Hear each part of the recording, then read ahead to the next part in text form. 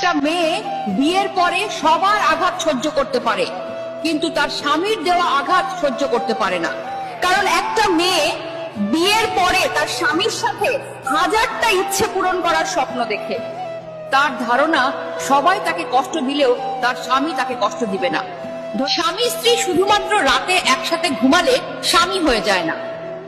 স্বামী হতে হলে স্ত্রীর মন বুঝতে হয়, তার খেয়াল রাখতে হয়, স্ত্রীকে ভালো রাখার চেষ্টা করতে হয়। এমন অনেক পুরুষ আছে যাদের স্ত্রীর সাথে কোনো মনের মিল নেই, কোনো ভালোবাসার সম্পর্ক নেই, শুধুমাত্র সমাজের জন্য লোক দেখানো একসাথে থাকা।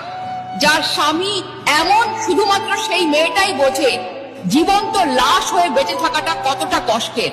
প্রতিটি বিবাহিত মেয়ের স্বপ্ন সারাদিন পাখি যেমন এদিক ওদিক ছুটে বেড়ায়, আবার দিন শেষে ঘরে ফিরে ঠিক তেমনি দিন শেষে তার স্বামীও ঘরে ফিরবে, তার সাথে সুখ দুঃখের গল্প করবে, তাকে বুকে নিয়ে ঘুমাবে। কিন্তু আফসোস, সব মেয়ের ভাগ্যে তা স্ত্রীকে বোঝার ক্ষমতা স্বামীর থাকে না।